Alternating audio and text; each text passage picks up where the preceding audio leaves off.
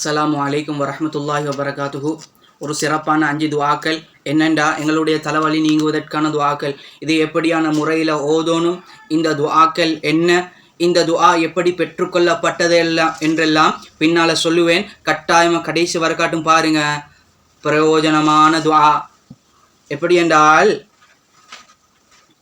நமக்கு ஏராளமான நோய்கள் ஏற்படுது, ஏராளமான நோய்கள் இருக்குது.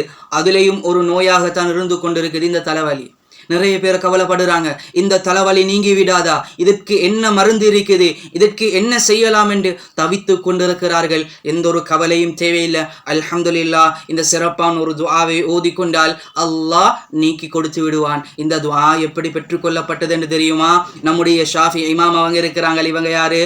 நம்முடைய மதுஹப் இமாம், நாங்கள் பின்பற்றக்கூடிய மதுஹப் இமாம் ஆகிய ஷாஃபி இமாம் அவங்க சொல்லுறாங்க, உமையாக்கள் பாவித்த ஒரு அலுமாரி கிடைக்கப்பட்டது. அந்த அலுமாரி எப்படி என்றால் வெள்ளியால செய்யப்பட்டது.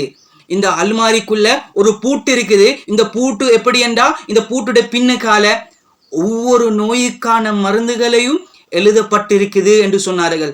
அதிலேயும் ஒரு மருந்தாகியதான் இந்த தலைவலிக்கான துஆக்கள், கலிமாக்கள் எழுதப்பட்டிருந்தது. அந்த துஆ என்ன என்பதை பார்ப்போம். அதுக்கு முன்னுக்கால் இந்த துஆவை எப்படி ஓதோனும் என்றால், ஆரம்பமாக அப்படியே நம்முடைய நெற்றியிலே இப்படி கையை வைத்து ஆரம்பமாக ஸல்லல்லாஹு அலைஹி வஸல்லம் அன்னவர்கள் பெயரில் நான் சூரா ஃபாத்திஹாவை ஓதுகிறேன் என்று நியத்து வைத்து அல்ஹம்து சூராவை ஓதோனும்.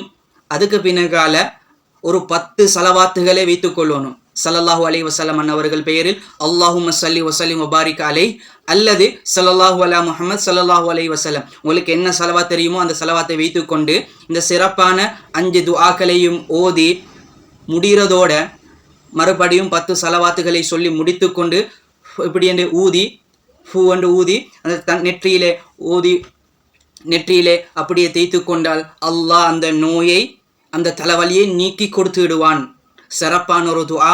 ஓதும் போது நிச்சயமாக நம்பிக்கையோடு ஓதுங்கள். அல்லாஹ் பலனை கொடுத்து விடுவான். நம்பிக்கை ரொம்ப முக்கியம். நம்பிக்கை இழந்து விட்டோமே ஆனால் இது நடக்குமா நடக்காதாண்டு நடந்திருக்குது. பலனை கண்டிருக்கிறார்கள். நம்முடைய மதுஹப் இமாம் ஆகிய ஷாஃபி இமாம் அவர்கள் சொல்கிறார்கள், இதை செய்து பாருங்கள், அல்லாஹ் நீக்கி கொடுத்துடுவான். இன்னும் ஒரு 3 சிறப்பான துஆக்கள் இருக்குது. அந்த துஆக்களை நான் இடத்துல சொல்லலை. அந்த துஆவை பின்னால நான் வேணுமென்றா சொல்லித்தாரேன். அது செய்யக்கூடிய வேறு விதமான முறைகள் இருக்குது. அதை செய்வதற்கு உங்களுக்கு கஷ்டமாக இருக்கும் என்பதால அந்த துஆக்களை சொல்லலை. இந்த துஆக்கள் லேசாக இருக்குது. இந்த துஆக்களை சொல்லுகிறேன். என்ன துஆ என்று பார்ப்போம்.